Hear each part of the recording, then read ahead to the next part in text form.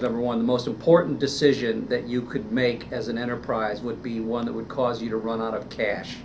Because when you run out of cash, that's the only true way of going out of business. The second most important decision that a company can make, our belief is your source of business, source of growth, your targeting. Because your decision around targeting guides, in our case, hundreds of millions of dollars of innovation, of advertising, of restaurant experience investment. And so if you get that wrong, it's a big miss. And so we view that as almost a twin engine to the importance of what a CFO would think about in terms of managing the balance sheet and cash management, in terms of getting that right. When we got on board here over 5 years ago, we as much as we were in a hurry to get a lot of things done, because we were on 7 straight years of sales decline, and people were writing the obituaries about the fast food hamburger restaurant business, not just us, but McDonald's and others, because of so-called fast casual restaurants, the social and regulatory and governmental sort of clouds over fast food, and just the general price wars that were going on at the time, 99-cent Whoppers for the flagship product of Burger King in order to compete. So there were a lot of distress signals, and in fact, even during the due diligence, during the sale, the company purchase price got written down from basically $2.5 billion to $1.5 billion because it was hemorrhaging so quickly. So there was a tremendous amount of distress here, and yet, thankfully, the board gave us the patience to spend the time and the money to get our targeting and source of business strategies right.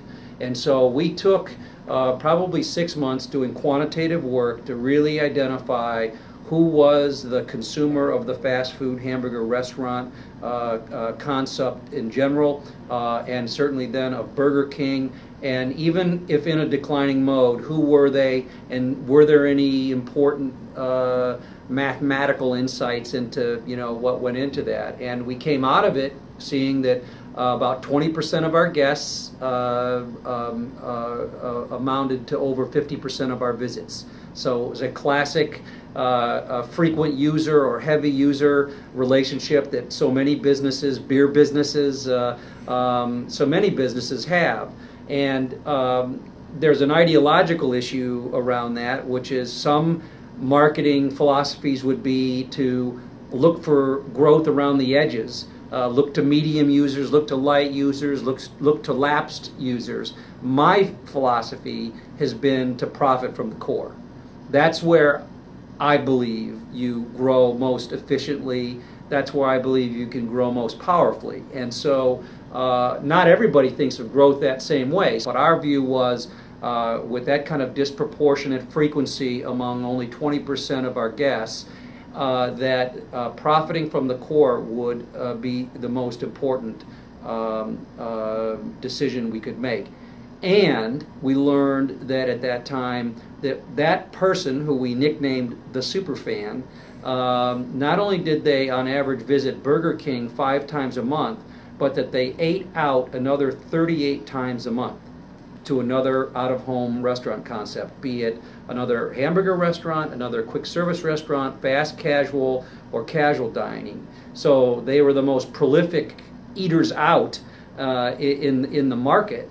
And so we felt that the ability to encroach on other spaces as we got our act together around innovation and quality would be built in for us. And as anyone would expect, the ease of being able to delight somebody with a new product who you know is already coming into your restaurant, and perhaps keep them instead of them going back off to a fast casual concept once they taste a premium Angus steak burger or those types of products, that the efficiency and the profitability of that kind of move is very attractive. So so that was our #1 marketing decision.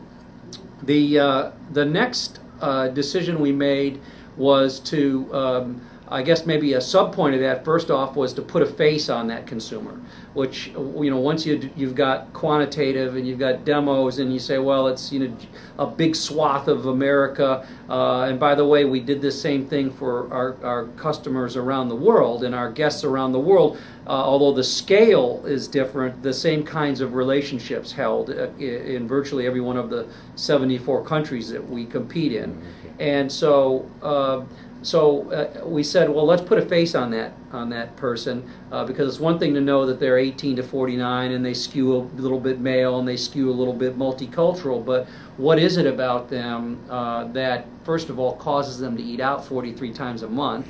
And so you start to understand behaviorally that these are time-starved people who are looking for and actually enjoy fast food hamburger restaurants and quick service restaurants as part of their lifestyle. It not only fits a need in terms of value for the money and convenience, they love the food, and we got a lot of feedback, sort of a subtext, and as we got into more qualitative research around this sort of unapologetic kind of tone, despite what we were, what you would read in the headlines, which was the obituaries of our space. The other key decision that or determination we made was that, and it was actually constructed by Y&R, who was our agency at the time, that they have a tool, as you're aware, called brand, I think, asset evaluator or evaluator.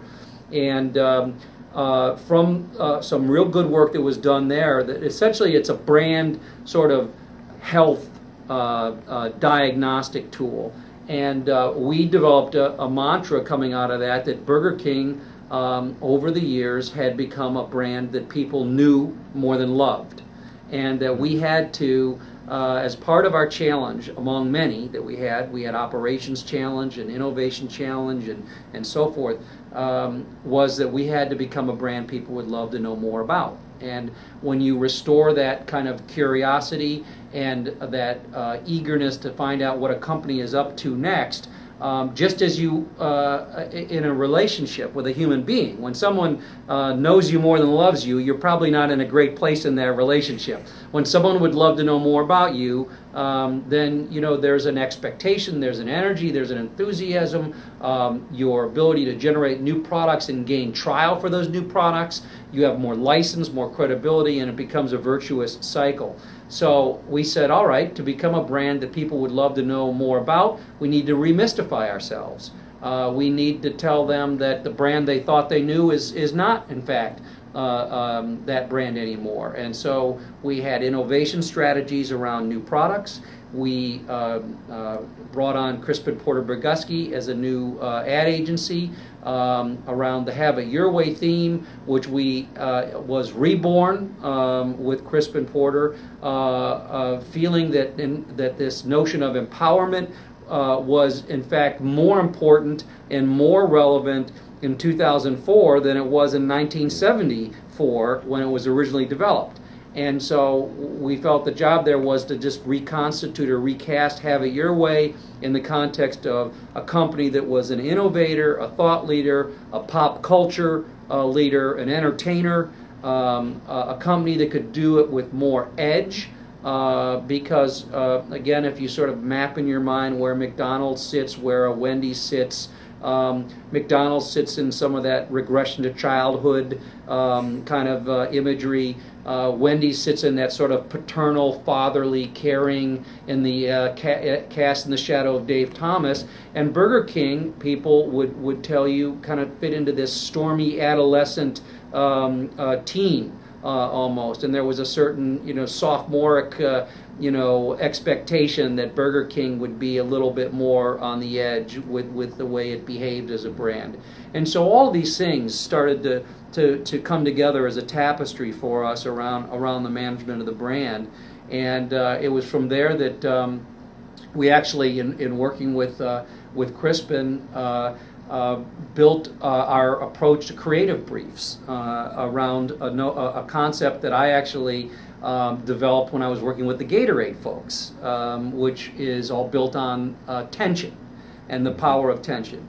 I would argue that it's the underpinnings of every piece of great advertising out there, even when advertisers didn't get there by forcing tension upstream like we do.